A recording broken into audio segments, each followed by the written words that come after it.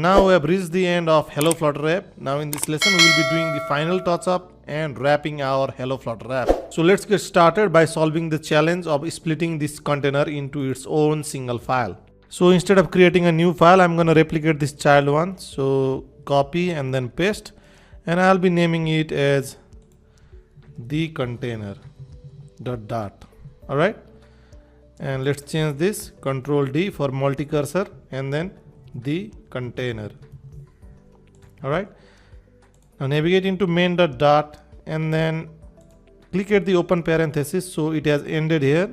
So cut this and then paste it in our the container.dot. So paste it over here and then end it with semicolon. So these files need to be imported. So Control and dot, and then import from child1, import child2 in the same manner, and then import child3, child2, basically import all of them. All right, so let's save this. Now navigate into this main.dot and the body will be the container. All right, and we need to import this. So click at the light bulb and then import, and that's it. This is how you split this container into a separate file. Now if you have a look at this main.dot file, everything seems to be organized, right? The code is way cleaner than it was previously. So now if you have to make a change over here, then you can go into the container, press Control and then click. So you are at the container, then Control and then click at this child2, and you can modify this file. It makes it easier to navigate into the tree of our app. Now let me show you another VS Code feature that will help you navigate through files. So if you want to go into this child2.dot, instead of navigating it in the tree or in this file explorer, you can simply type or press Ctrl and P or Command and P and then find the recent file. And if you search for the file, then you can get it instantly. All right. When you are working with a larger project, then it will come in very handy. So Ctrl P if I want to go into the container, so the container, and then enter. While working in larger projects, there can be multiple folder and multiple files inside of it. So using the Ctrl and P command, you can instantly get to that file. Now let's continue with the final touch-ups. So if you have a look at this column, then you can see that there is not much spacing between these items. So let's navigate into this. So Ctrl and P and child_3, right? Okay, so now that we are here, we can provide a sized box for providing the spacing. So sized box, and then we'll be providing height of around 10 pixel. All right, let's copy it and use it over here as well. So let's save it and let's see. So that seems a little bit far. So 5 might be all right. So that seems about all right, but 3 even better. Okay, that's great. And now let's change this Alex to Alex Bristol. We want a full name, right? And then alexbristol.com, right? Also, let's change this background color from completely black to somewhat like blue gray. So blue gray, and then the highest intensity so that it becomes kind of a black color. Also, let me change this network image back to this loofy.png. So image.asset, and then inside of it assets/images/loofy.png. Let's save it. And now we have finally completed the development of Hello Flutter app. In this section, we learned a lot about UI components. We learned about material app, scaffolding an app, containers, columns, rows, images, fonts, and so much more. And by using all of that, we are able to create this simple app. So congratulations, and I'll see you in the next lesson.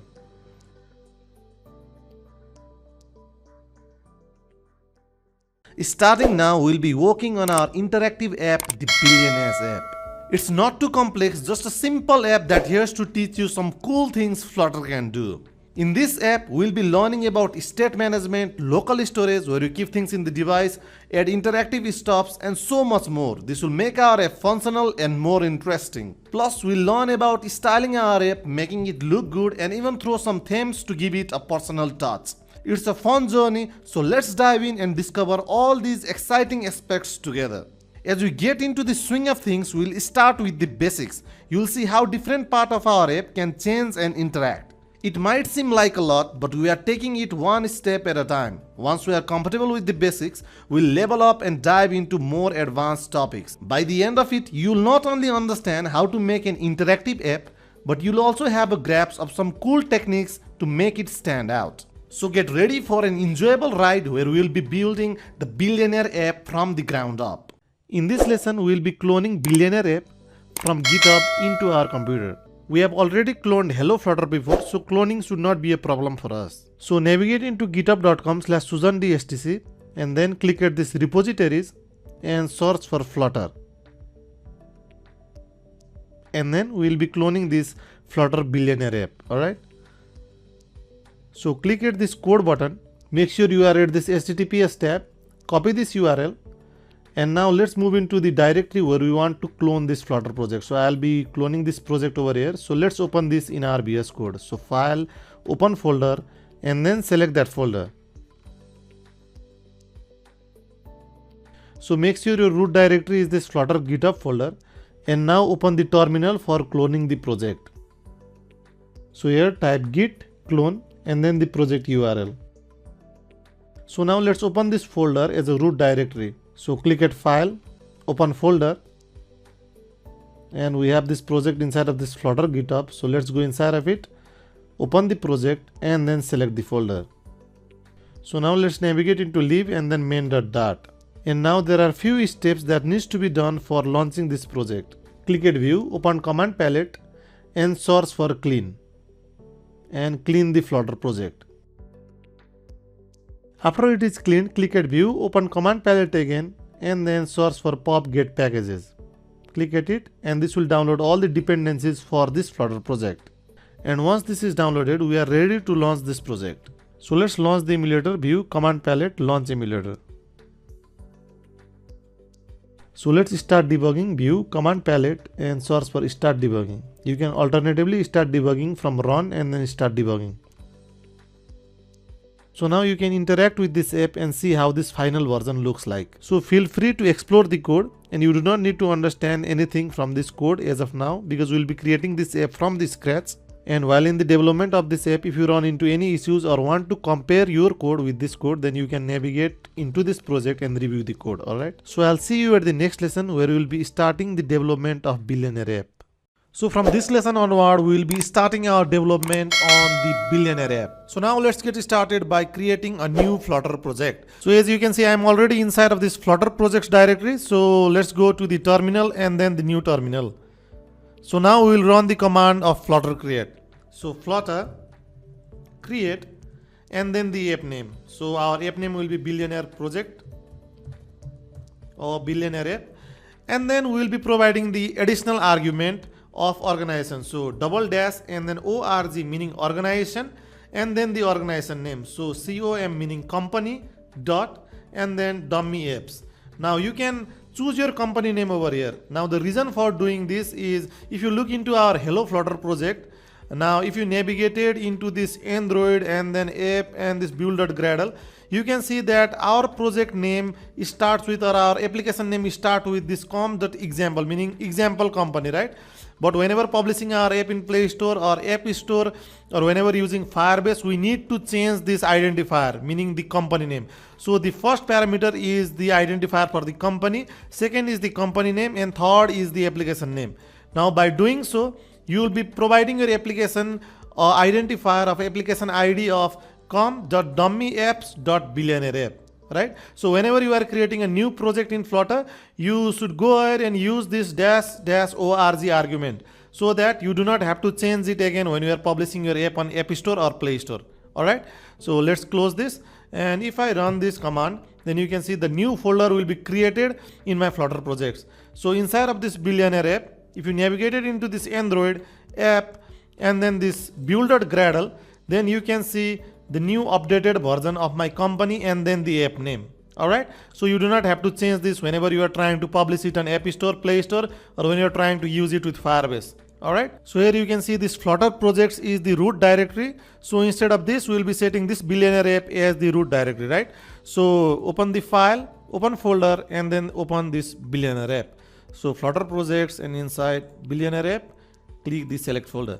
So this will open up our billionaire app as root directory. So now let's navigate into this lib folder and open up our main.dart. So now let's clear up everything so we can start from the scratch. And now the first thing that we want to create is the void main function. So void main, and inside of it will be our run app function, and inside of this run app will be our my app class that we will be creating, right? And this run app is provided by the material.dart package. So let's import this material.dart. Now we will be creating a stateless widget so that we have a capability of hot reload, hot restart and such. So for that, STLESS meaning stateless, once you click this, it will be automatically created. Select this my widget, Control D, and then my app. So now let's remove this placeholder widget and replace it with material app.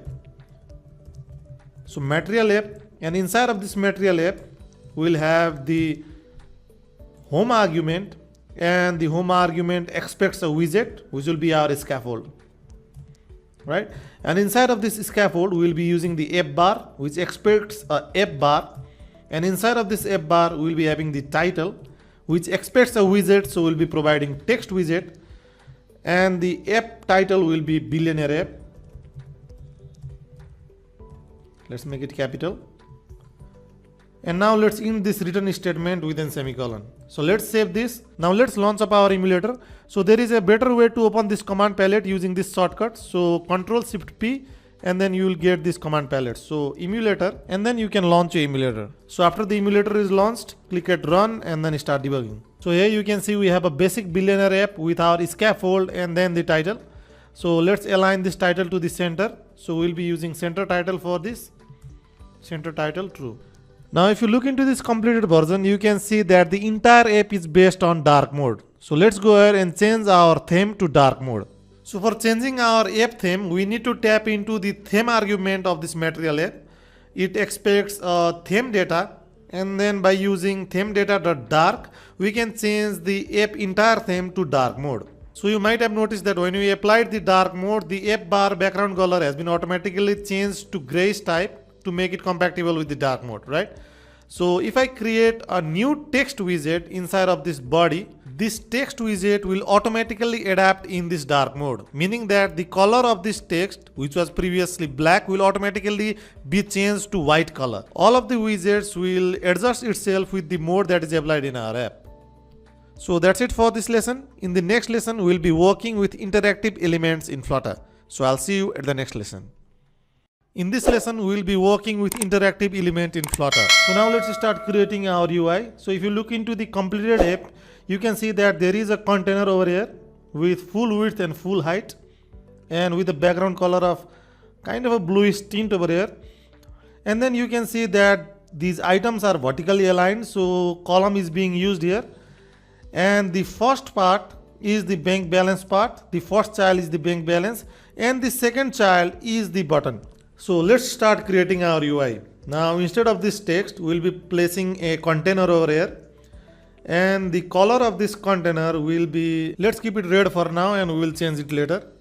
So color equals to colors.red, and then this will have the height of double.infinity and width of double.infinity, so that it covers everything, the entire screen, right? So now let's save the code, and now we have a red container over here. So let's change the background color. So from red to blue gray, and I'll be providing the intensity of 700. So that seems about right. So now let's provide a child to this container, and make sure that whenever you are providing a child, it is at the end of all other arguments. So the child of this container will be a column, and inside of this column we'll be having multiple widgets as a child. So let's keep the first widget as a text widget. We can modify this later. So the first part is the balance part, and the second part is the button part, right? So let's keep it that way. Let's save our code. So you can see the column over here. So let me wrap my words first. So now we need to provide some spacing between them, meaning that we need to use the space between in our main axis alignment. So let's move inside the column, and then main axis alignment equal to main axis alignment dot space between. Now they are aligned at the perfect place, but in the original design, the balance part was at the center of the screen, and this can be achieved through flex, and we will be learning to use flex in the another lesson. So let's skip it for now and let's work on the other part. So now let's provide 20 pixel padding on each side of our container. So that seems alright. So now let's replace this button part with an actual button. Alright. So in Flutter there are mainly 3 buttons that we use: text button, elevated button and outline button, and we will see all of them. But first let's check this elevated button because it has a background. So type elevated and you'll get this elevated button option. Click at that button and then you can see there are 2 required arguments inside of this elevated button: the onPressed argument, which expects a function, and then there is a child argument that expects a widget. And on this onPressed argument we pass a function, and we know how we can create a function. So first we write the function name and then the parenthesis, and inside of this curly braces will be the function logic, right? But while passing a function on this onPressed, we don't need to provide the function name. This is called an anonymous function. It is a function but without a name. Alright, and as this child argument expects the widget, we will be passing the text widget, and inside of it we will be writing click here. Now inside of this onPressed function we will be printing a statement in our debug console: a button is clicked. So every time a button is pressed, we will get this output in our debug console. So let's save our code, and here you can see the actual button that can be clicked. So every time I click this button, you can see that the button is clicked is being printed in my debug console. So let me collapse all of this so that I can see my debug console better. So instead of using this anonymous function, we can create a new function and then we can pass the function over here. So let me show you how this is done. So we create a function inside of this class, right below this constructor and right above this override method, because this override is for this build method. So let's create a function over here, void, because it does not return anything, and the function name is a function, and then the parenthesis and the curly braces, and inside of it we will be writing print, and the button is pressed. Alright, so now instead of using the anonymous function, we will copy this function name and we will pass this function in this onPressed argument, and we do not use this parenthesis when we pass function in this way. So let's save our code, and now if I click at this button, you can see that our button press has triggered a newly created function. So while developing our app, a button press can do multiple things, right? So instead of creating an anonymous function and writing everything in our UI part, we create a function, write all logic inside of that function, and we just pass the function in the onPressed. So previously I mentioned there are 3 buttons that we mainly use in Flutter. The first being the elevated button that has a background. The second type of button is the text button, and this text button also has this onPressed and child as a required argument. So this text button does not have a background. It is a button but it's only the text without the background or without the borders, right? And the another button that is often used is the outline button, and this button also has 2 required argument, onPressed and child, and this outline button has a border around it. And most of the time we use elevated button instead of this text and outline button. Alright, so let me change back this to elevated button. So that's it for this lesson, and in the next lesson we will be working on styling this button, and we will also work on flex in Flutter. So I'll see you at the next lesson.